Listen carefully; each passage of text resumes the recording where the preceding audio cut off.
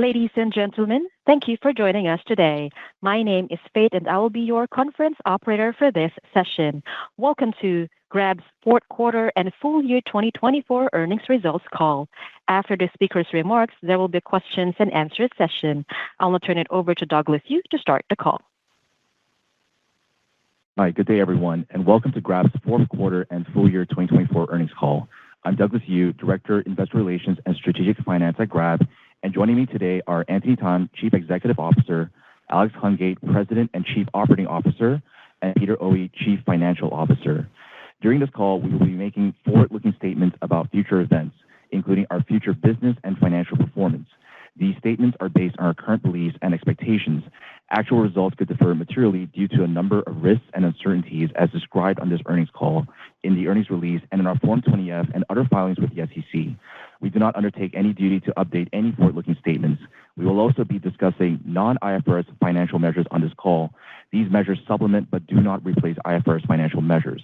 Please refer to the earnings materials for a reconciliation of non-IFRS to IFRS financial measures. For more information, please refer to our earnings press release, remarks, and supplemental presentation available on our IR website. And with that, I will turn the call over to Anthony to deliver his opening remarks before we open it up for questions.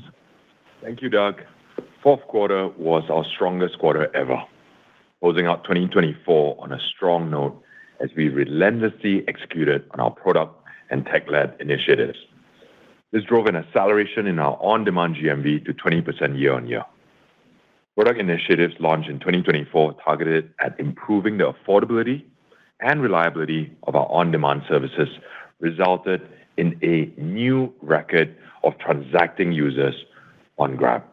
Today, we have achieved strong product market fit with features such as Saver Rides and priority deliveries across all our markets. The strong top-line growth, coupled with ongoing cost discipline across our business units, has enabled us to continue scaling the platform in a profitable manner. We achieved our first full year of positive group adjusted EBITDA of $313 million, coming in at the upper end of our upgraded guidance, and positive full-year adjusted free cash flow of $136 million, which improved by $370 million year-on-year. Building upon these strong foundations we've laid in 2024 to scale our platform, we see plenty of headroom to further outserve the millions of users and partners across Southeast Asia this year. We will continue to evolve our product strategy to harness the power of our ecosystem. As a result, we expect to maintain our on-demand GMV growth momentum in 2025. And concurrently, we will take a balanced approach to drive a continued expansion of our adjusted EBITDA and adjusted free cash flow, while also being highly disciplined on our use of cash. With that, we now open the call for questions. Operator. Ladies and gentlemen, we'll now start the questions and answers portion of the call. Please press star followed by 1 to ask a question, and we'll call on you for your question. When asking your questions, please limit to 2 questions per person. Thank you. Our first question comes from Pang Vitt from Goldman Sachs. Your line is open. Please ask your question. Hi, good morning, and thank you very much for the opportunities. Congratulations as well for another great set of results. 2 questions from me. Firstly, just wanted to have a better understanding around your product mix shift. Saver is already a third of your deliveries and 26% of the mobility transactions.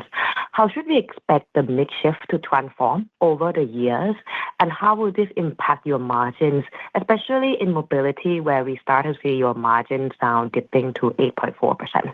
That's question number 1. Question number 2 on fintech.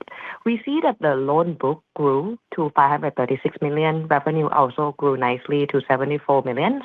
However, EBITDA losses were slightly higher on a quarter-on-quarter basis. Help us understand where you are spending more, and when will we see the inflection point toward profitability?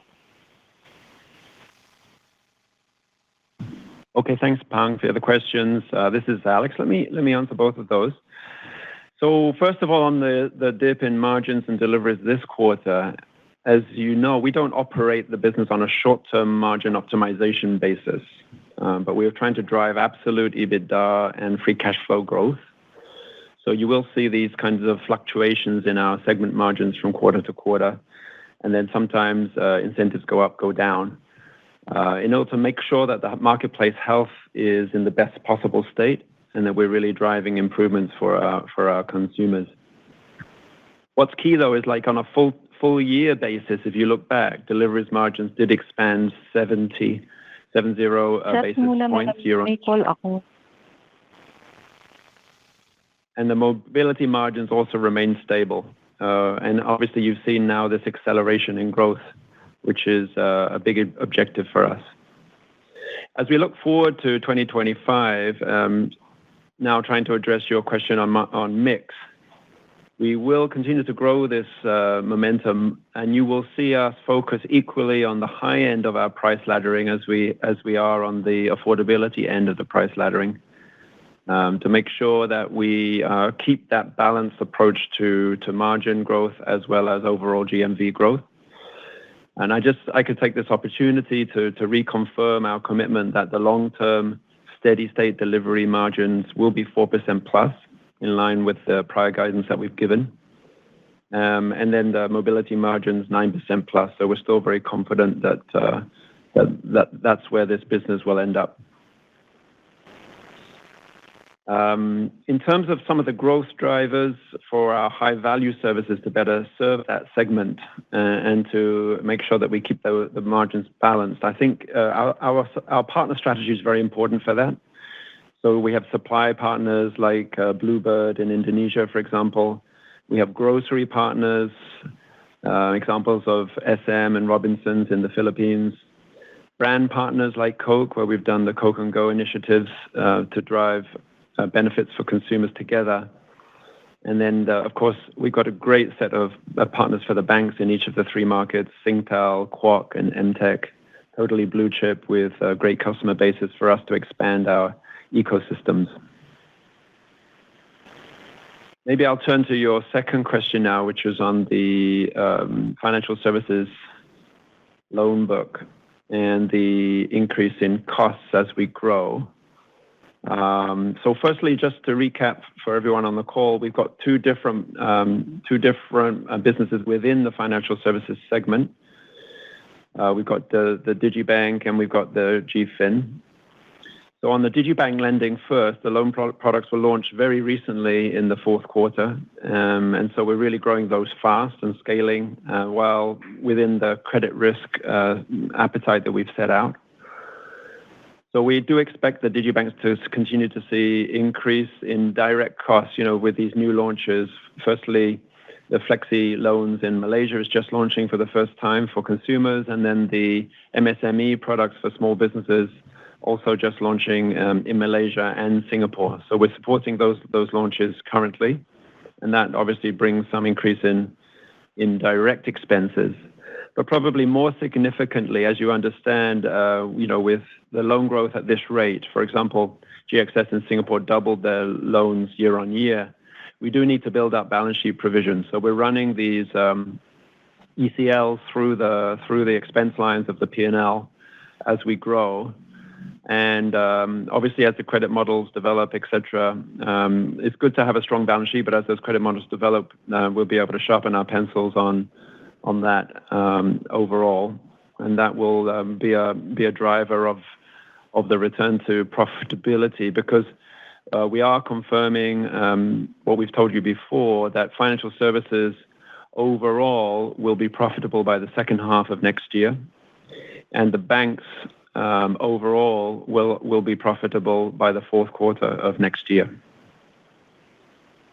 On the GFin side, that's the bank side. On the GFin side, it's already providing good risk-adjusted returns on capital. In fact, comfortably above the Grab's own cost of capital. So that's a strongly performing business with good returns. So we'll continue to do that across our ecosystem.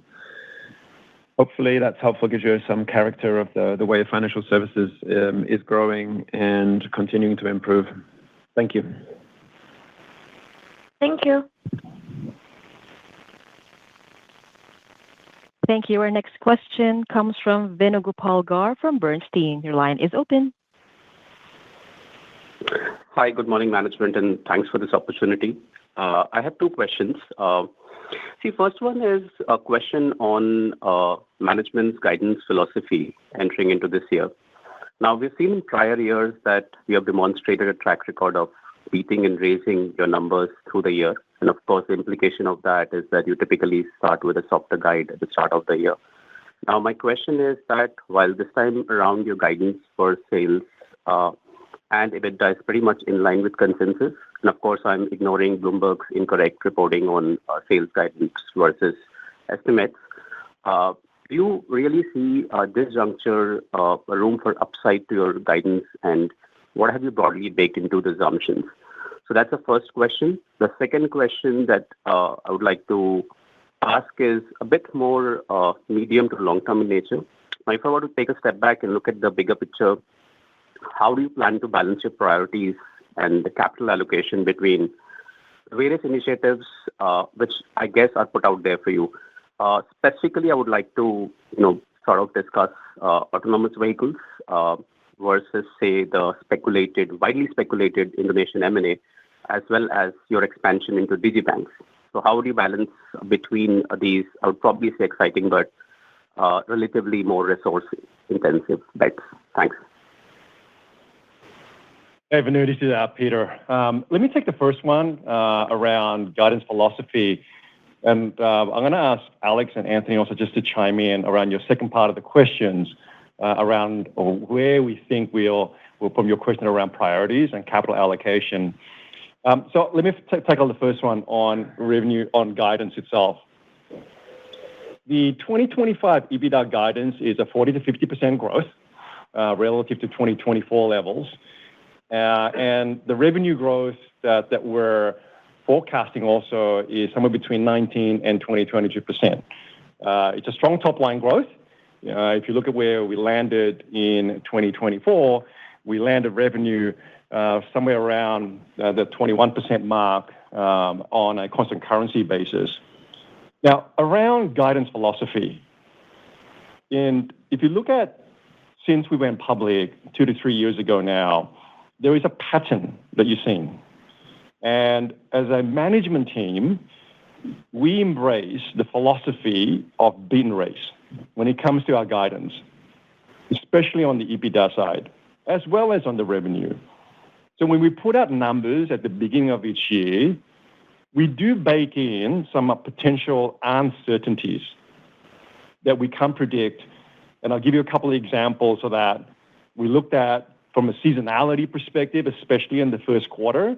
The first quarter is a very important quarter for us, where we look at the Ramadan and the Lunar New Year, where this year it's a little bit odd, where we do have a convergence of those two festivities all in the same quarter, versus last year or the previous years where the Ramadan actually extends to the second quarter of the business.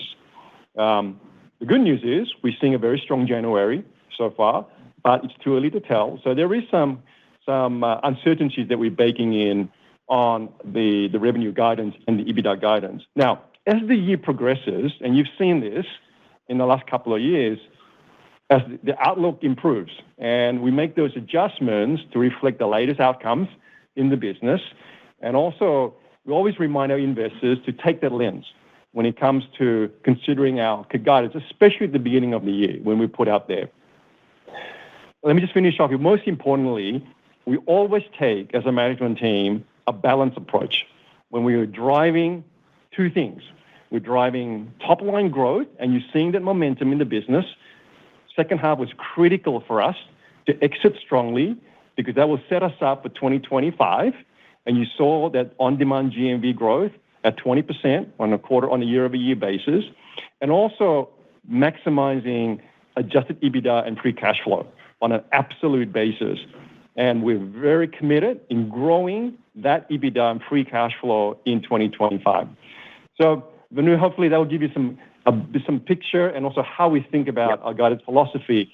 On your second part of the question, there's an area here where I think we need to address, which I'll ask Alex and Anthony to chime in. Yeah. Thanks, Peter. Totally agree with Peter. And hey, Venu.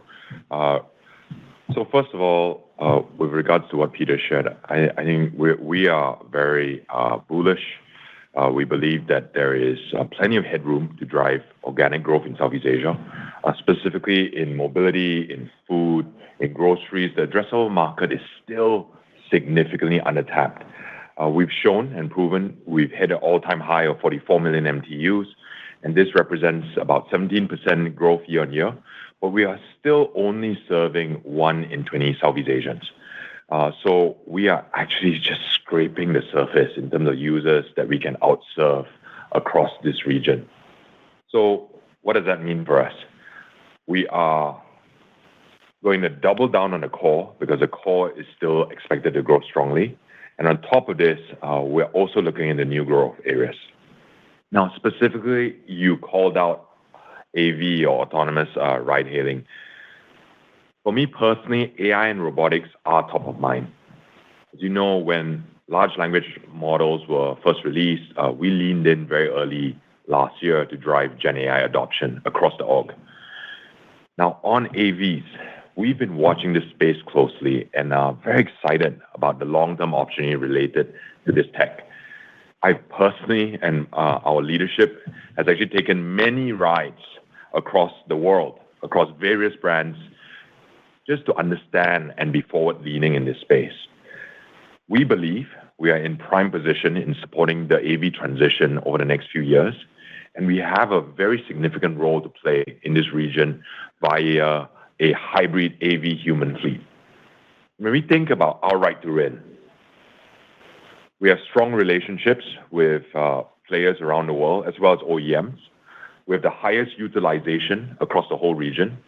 We have a long track record of working hand in hand with regulators and governments to ensure passenger and driver safety. So as we think about this AV transition, we're also proactively thinking about how can we play a part on upskilling our driver partners as part of this shift, because that is core to our mission and an important aspect of our strategy. As we've shown before, we've collaborated with global partners like MasterCard and Microsoft and have a track record of working with governments and regulators to upskill workers, to upskill our driver partners, and to equip them for a more tech-enabled future. So going forward, I can confirm we are in active discussions with regulators. We intend to work closely with every government in Southeast Asia to drive this forward. We do anticipate a longer road to mainstream AV adoption in other parts of Southeast Asia, and this is because road infra is different, regulations are different, but we are very excited about this space.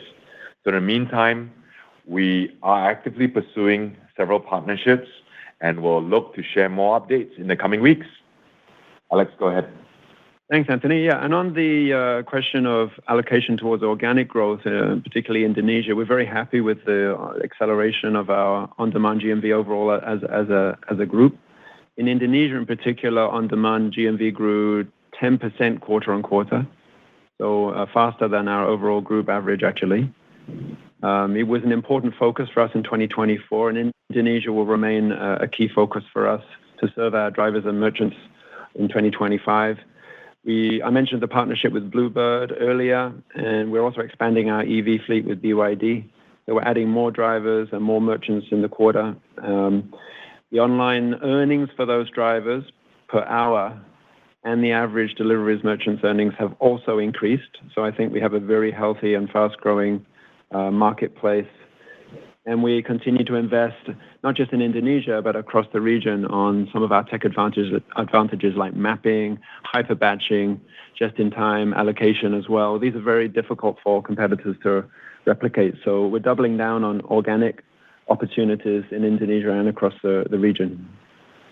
Hey, Venu, just to add to Alex, from an inorganic perspective, because your question is around capital allocation and also where do we balance priorities, but then just chime in here a little bit just to give context. So as you know, we as a management team, we have a very high bar when it comes to inorganic opportunities. And these opportunities we evaluate on a case-by-case basis, but the bar is very high. We have to make sure that key synergies and value add is instrumental in these inorganic opportunities. And this is very consistent with our capital allocation policy that we've shared many times with all of the investors. In terms of the capital allocation framework, it's always been very consistent. Organic growth comes first in the business, and that's to drive EBITDA growth and free cash flow. And second is having that high bar on M&As that I just talked about. And then third, when there is excess capital as a priority, we will return it to our shareholders. So we're continuing to deploy those capital allocation framework, and 2025 is no different for us. So hopefully that's helpful in addressing your questions. Thanks a lot. Yes, it does. Thanks. Next question, please. Thank you. Our next question comes from Alicia Yap from Citigroup. Your line is open. Hi, thank you. Good morning, management. Congrats on the solid set of results, and thanks for taking my questions. Two questions. First is that, can you share the updates on the cross-selling of the delivery business with food and mart? Can you compare and contrast the AOV for user that use both versus the user who only use food delivery? And how do you anticipate the increase in the AOV and the wallet spend growth of user on your platform over the next couple of years? Second question is, can management elaborate on how you foresee AI further enhancing your cost optimization efforts and the demand generation capabilities? Specifically, what is management view on China's DeepSeek's model versus your experience working with OpenAI as your lighthouse partner? Thank you. Thanks for your questions, Alicia. Let me take the first one on the ecosystem and cross-sell, because that's at the core of our strategy. You're right, cross-sold users continue to show improving uplifts Q on Q. So let me see. Users who transacted in both food and mart have average spend, which is 4 times higher. And then frequency uplifts are 2.5 times higher. So this is a really key linkage in our strategy, and it gives us an advantage versus single vertical competitors in on-demand. The retention rate's also twice as high than the food-only users. So that's super important as we continue to grow and look for efficiencies with the scale. The ecosystem doesn't end with on-demand, though. As you know, the growth of financial services is giving us lots of opportunities too. And I don't know if I should. Maybe I'll flag also that the groceries growth, grocery deliveries, is actually faster than the food delivery growth for the second quarter in a row. We're very excited about the potential here. The penetration of groceries is still very low in our ecosystem, and we intend to continue to grow this with strong partnerships market by market. I think what we've done with Jaya in Malaysia demonstrates what can be done to grow online deliveries as a share of overall revenue. And the tech that we've developed there very closely in Malaysia, we're now sharing with some partners like SM and Robinsons and in Philippines and Transmart in Indonesia. And that is powering this exceptional growth that we're seeing on the mart side. So for the first time now, we're actually, instead of selling from food into mart, we're now looking at selling the other direction from mart back into food, from these new users who are coming into our ecosystem from partnerships. And then the financial services side, I think you can see from some of the slides that we sent out this morning, there's great acquisition opportunities. 90% of the GX Bank customers in Malaysia came from Grab. And the acquisition cost is minimal. The speed at which we've been able to gather deposits and open new accounts, we're now up to 4 million accounts across the 3 banks, is very, very pleasing indeed. And it shows the power of the ecosystem and the brand in low customer acquisition and cross-sell. Now, maybe if I can just jump in and talk about the GAI, and specifically you referred to OpenAI, DeepSeek, and other cost optimization efforts. So I think, Alicia, as a company, we've been actively really leaning in, I would say, in embracing GAI right from the beginning. OpenAI is one where we've been very blessed with being the first lighthouse partner that they chose in Southeast Asia, and we built a strong partnership with them to solve complex problems that drive benefits to our ecosystem users and partners. But we also work with other multimodal foundational models across the world. And let me share one example where we use multimodal models. Our merchant AI assistant. Our merchant AI assistant today, really addresses a major pain point. Today, many merchants, especially long-tail merchants, they don't have account managers and they need help. These merchants always crave more insights, especially insights on how to boost sales, how to target users, and they are really starving for these solutions. So what do we do? How did we leverage AI? We saw this as a perfect opportunity for Gen AI to enhance the earnings potential for our partners on our platform. By leveraging Gen AI, we developed a self-serve chatbot providing our merchant partners with personalized recommendations, answering whether it's business-related, example, top-selling menu items, to how to be a even better chef, to how to be even a packaging master for their customers, and really gives them ways to optimize, for example, their recommendations, their ad spend, and their user targeting. As a result, we saw a 24% uplift in ad spend among merchants who engaged with our merchant AI assistant versus merchants who did not, and we saw sales uplift among those merchants as well. Now, for all our merchant partners who hear this, we highly encourage you to try this solution and hope that you will find it a useful tool to generate stronger sales. And let's continue to innovate together. But in short, I would say this. We are going to continue leaning heavily, Alicia, in Gen AI, and we're exploring ways where we can further integrate these solutions that drive higher sales, more productivity improvements for our workforce. 2025 is the year of agentic AI, and I foresee, or we all as a leadership foresee, that we'll be rolling out even greater personalized solutions for our ecosystem partners. Thanks, Anthony. Thanks, Alex. Thank you. Our next question comes from Mark Mahaney from Evercore. Your line is open. Okay, thanks. Two questions, please. First, MTU net adds were relatively high. Just talk about the source of where you're bringing in new users and anything you can tell about their engagement levels versus prior cohorts. And then I want to ask about consumer incentives. So they have jumped up both on the mobility and the delivery side as a percentage of GMV to pretty high levels, especially versus the last year or two. What I'm trying to understand is that something structural, or is that consumer incentive spend in advance or in alignment or in support of this, some of the newer products that you're rolling out on the value side, high end, low end?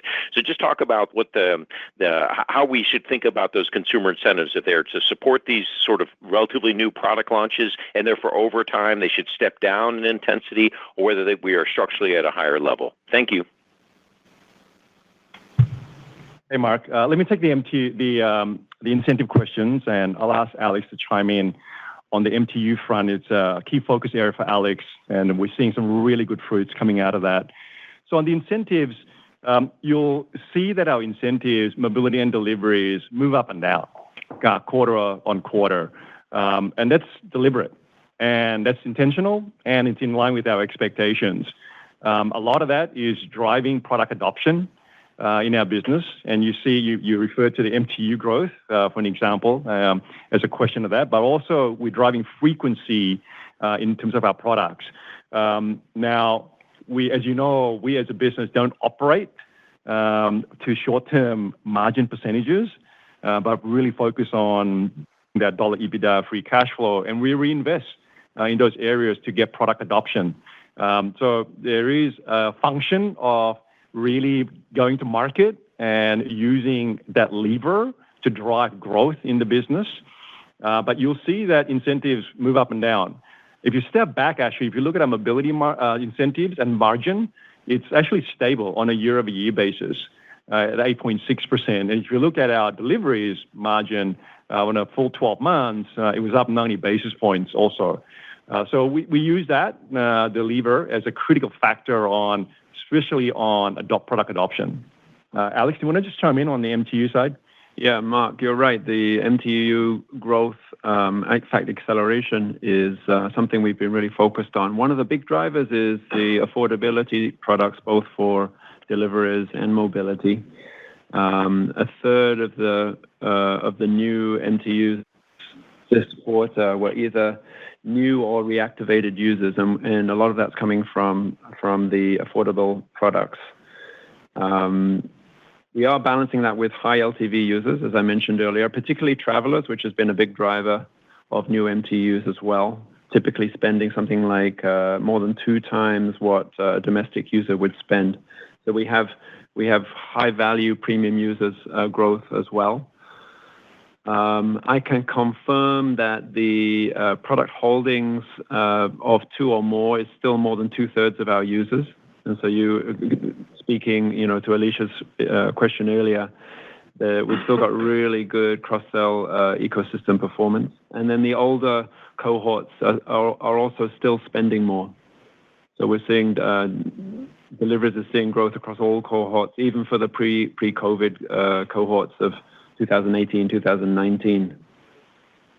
So I think what you're seeing is that our product-led strategy, more than our incentives, is what's enabling us to grow MTUs faster than the market.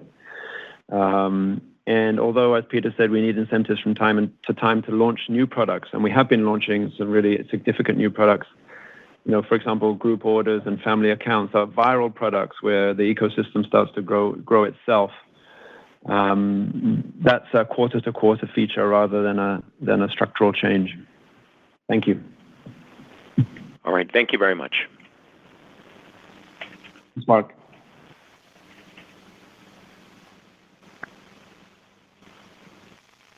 Thank you. Next question, operator. Thank you. Our next question comes from Jiong Shao from Barclays. Your line is open. Thank you very much for taking my questions. I have 2 questions, but firstly, I have a follow-up on what Peter mentioned earlier on the guide. It's great, Peter, you say you started off the year with something conservative, and the base case is beat and raise. That's all we like to hear. Your guidance indicated although you didn't guide on a GMV, but only guided on a revenue, but it appears to indicate an acceleration in growth in 25 vis-a-vis 24, and your GMV and revenue have indeed accelerated over the last 2 quarters in a row. I just want to confirm that's still kind of the expectation reasonable to expect the accelerating growth in both food and rides going to continue in 2025 vis-a-vis 24. That's my first follow-up, and I have 2 separate questions later. Sure, Jiong. So we are seeing good momentum on-demand GMV growth. Simply put it, it's been a momentum that's been intentional on our part and driving growth. We just talked about MTUs for an example. But at the same time, we're also watching the dollar EBITDA and the free cash flow that we can generate from the on-demand business. What we expect going into 2025 is for that on-demand GMV growth momentum to continue. Alex talked a lot about product features and investments that we're making. Anthony talked about AI also as part of that. So it's a combination of all these things that we feel that we want to continue to fuel growth in our business. And we saw a very strong exit in Q4 that really sets us up nicely as we go into 2025. Hopefully that gives you a better picture. Perfect. Thanks, Peter. My first question is that I know you talked about autonomous driving, robotaxi, and EVs in your press release, access to 50,000 BYD EVs. I want to, I know also Anthony mentioned that those topics earlier as well. I want to understand a couple of things here. One, by using EVs, naturally they don't burn gas. Would that matter? How does that affect your margins? Like, does that make any difference for your long-term EBITDA margins for your rides business, for the mobility business? And then back to the robotaxi. I know you are focusing on sort of the autonomous driving / robotaxi. But on a high level, just for me to understand that, well, drivers' costs are kind of low in Asia. How the calculus works, does that make sense at all to have robotaxi in places like Southeast Asia or even in China? Just want to pick your brain on this. So that's my first question. Let me stop here. Hi, John. This is Alex. Let me take that. Firstly, EVs, we're a triple bottom line company, so we want to encourage cleaner transportation. But we are also seeing that it reduces the driver's running costs. And that's important to us because our objective over time is to push out the price reliability boundary every day, improving bit by bit. And that means that we can take a larger share of the overall transportation TAM in Southeast Asia. We've been doing that successfully with a lot of tech improvements, as we've talked about on this call. But one of the drivers is the cost of ownership of the vehicles for our drivers. So we know that EVs, particularly with the price point coming down rapidly over the last couple of years, are one of the ways to unlock even better affordability. The infrastructure in Southeast Asia is improving. A lot of governments are leaning into this. So that's why we want to encourage EVs and work with some of these big partners like BYD. On AV, unit economics will also continue to improve. We know that the supply chain for AVs is built on top of the supply chain for EVs. So a lot of what I just said about the improving unit costs will translate through into AVs over time. This is not going to happen overnight, particularly in Southeast Asia, where labor costs are lower than places like the US. But it will happen. So as Anthony said earlier, we're really intensely leaning in, making sure that we're proactive, and we're one of the key players in leading how it is introduced safely into this region. Yeah, I'll just add to Alex. Alex is totally right, Yong. The key as we think about AVs is not just AVs, is AVs as a hybrid fleet, complemented by human fleet. And we see a very nice symphony where there are areas that are poorly served. Say there are parts in Singapore. If you do live in Singapore, you'll see that there are areas that are, I would say, harder to serve by humans, drivers, and this is where robotaxi would really keep improving fulfillment rate and customer satisfaction. So those are places that are ripe for, I would say, introduction and pilots in the future. Okay, great. Thank you, guys. And actually, my second question is about Singapore. We have seen the news today, or maybe yesterday, was about a corporate tax rebate, which is fine, but it's more interestingly or relevant to you guys. We have seen some talking about vouchers, pretty sizable vouchers for individuals and family to spend. For those of us don't live in Singapore, in this case, could you sort of elaborate on exactly what are some of those incentives? How long is that for the whole year? How does that affect Grab's business? I remember a couple of years ago, or maybe longer ago, when you went IPO, Singapore was a sizable part of the business, 40% or maybe even higher. So what is Singapore now as a revenue contribution to Grab's overall revenue now? Yeah, John, let me take that. Look, the budget just came out a couple of days ago. We're still going through it. We're assessing it. I have to commend to the Singapore government in how they're supporting the economy and also for the everyday Singaporeans out there. We were excited in terms of what they're doing, in terms of vouchers, as you mentioned, tax rebates also for the businesses. Those are the right things. And again, Singapore is a very thriving economy.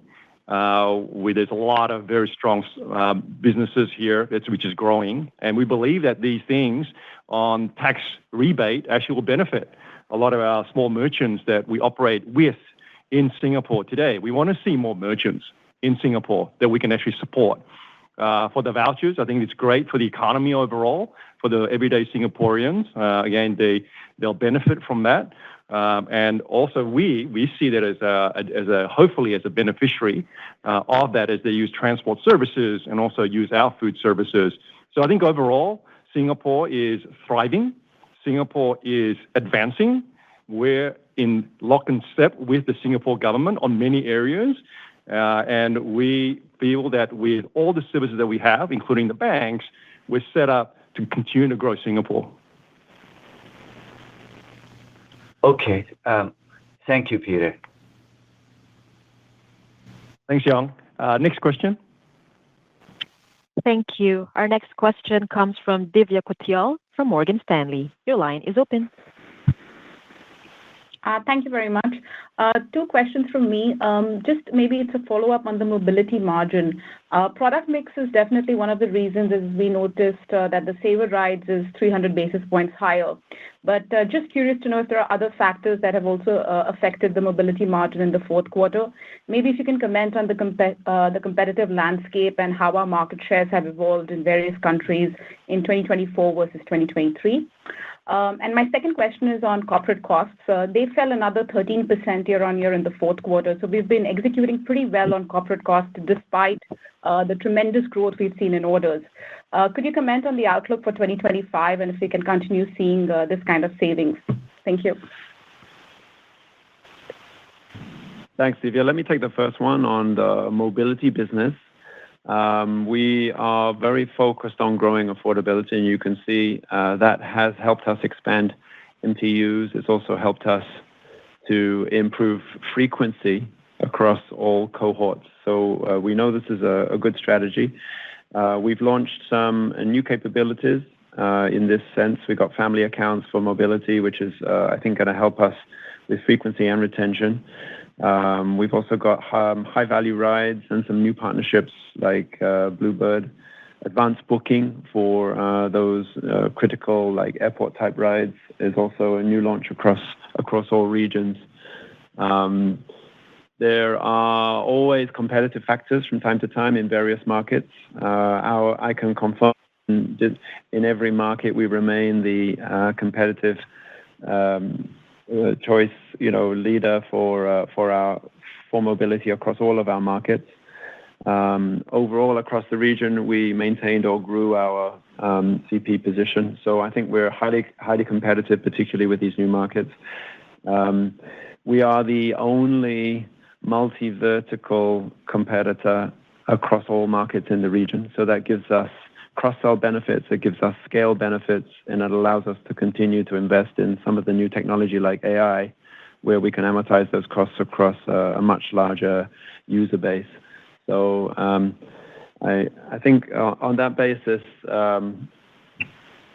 we're well set up, I think, for continued mobility growth. And I would, as I mentioned earlier, but I'll say it again, reiterate that we believe that our mobility business will reach 9% plus margins in the steady state. Hey, Divya, on your corporate cost question, you're right. We've made a lot of progress in optimizing our cost base as we exit 2024. And what you saw in the fourth quarter was a combination actually of reductions in variable costs and staff costs also as we continue to tune our cost structure in the business. Now, as we think about 2025, with the strong on-demand GMV that we expect, there are variable cost components, things like cloud, direct marketing costs, which are housed in the central costs bucket actually will increase. That's natural. But we'll offset those by operating leverage also, which we'll expect to realize from the continued volume growth that we're going to see in 2025. Stepping back, we expect to see more efficiency gains in our cost base as a percentage of revenue. But we do anticipate corporate costs to increase just naturally because on a year-over-year basis, on an absolute dollar basis, as we make those investments in on-demand GMV growth, as well as also as we make into investments like what we talked about earlier in the call regarding AI, for an example, continued IoT investments, mapping infrastructure, which are all important pillars in making sure the foundation of our business continues to be solid. So we're making also those long-term growth investments as part of our regional corporate costs. But stepping back, what I can say is if you look at our group EBITDA to revenue margins, what we expect in 2025 as a revenue margin, we look to improve that by about 200 to 300 basis points in 2025. And that's because we're driving more operating leverage also in the business. So hopefully that gives you a bit of a picture in terms of how we think about operating leverage and cost structure of our business. Thank you very much. Thanks, Divya. Operator, next question. Thank you. Our next question comes from Thomas Chong from Jefferies. Your line is open. Hi, good morning. Thanks, management, for taking my question. My question is about our advertising monetization. Given our focus in technology and AI, can management share about the percentage of our merchants using our advertising solution? And how are we actually seeing their business performance versus those without advertising? And my second question is about our 2025 guidance, in particular about the Forex trend. Given that the US dollar, I think, depreciate from time to time, should we expect there will be two sets of year-on-year growth numbers, taking into account what it is for local currency versus those in US dollars on a quarterly basis? Thank you. Hi, Thomas. It's Alex. Let me take your question on advertising, which obviously is one of the big drivers of our long-term deliveries margin target and is increasingly also contributing to mobility as well. The penetration of GMV for advertising did increase again, improved again to 1.7% in the fourth quarter from 1.4% in the same period last year. So that is a proof point of our continued traction we're getting on advertising. One of the big drivers for that is the penetration of our merchant base, which I think was part of your question. I can confirm that the penetration of the merchant base increased significantly over the course of that year. So more of our merchants are using our demand generation tools. The retention of those merchants on the advertising platform is very high. Something around 75 percentage points. So this is working for them. Return on advertising sales it is between 5 and 8 times on the platform, so depending upon the size of the merchant and the strength of their brand. So and yet the penetration of our merchants is still less than half. So I think over the medium term, and in fact, throughout 2025, we will continue to drive the penetration. We will continue to improve the capabilities of the self-serve tools in particular, so that the very large merchant base that's on the Grab ecosystem, these tools available so that they can continue to grow their business and become successful growth businesses on the Grab platform. Thomas, on your FX question, I think it was around how FX was impacting to our current guidance. Let me give you a few data points. On a year-to-date basis, we're facing about a year-over-year headwinds of roughly about 30 basis points. And on a Q-on-Q basis, FX headwind is roughly about 140 basis points on a year-to-date. And for the rest of 2025, from a guidance perspective, internally here, we're using a prevailing spot rate in determining our current outlook for full-year GMV and revenue. And we'll continue to monitor that spot rate. Obviously, it moves around quite a fair bit. Again, part of that, going back to a couple of questions around our guidance philosophy. And at the beginning of the year, we tend to be a little bit more conservative on the FX side also. But that's how we're thinking about the FX movements. Thank you. Thank you. Thank you. Let me just wrap it up. To Peter for any closing remarks. Great. Thanks very much. Hey, thanks everyone for listening and investing the time for us today. In closing, Anthony, Alex, and I would just like to express our sincere appreciation to all our drivers and merchant partners. We had a great 2024. All of that was not be able to be accomplished without the support from all our drivers around Southeast Asia and to our merchant partners that we serve. Also to all our customers out there who's vividly continuing passionately to use our products. Thank you very much. And also for our shareholders for all their continued trust in Grab, and also for the Grabbers out there who's really been spearheading the growth of our business in the last 12 months and really just supporting the business. So thank you to all these folks. Together with the IR team, Ken, Doug, and I will be on the road over the next few weeks. We'll be attending various IR conferences across the U.S. West Coast and also in Asia in the coming weeks. We'd love to see you, meet up with you, and approach us, any of us, the IR team, if you wish to meet up as we spend some time meeting investors over the next few weeks. Thanks again, everyone, and have an awesome day. All right, until next quarter. This concludes Grab's fourth quarter and full year 2024 earnings results call. Thank you for your participation. You may now disconnect.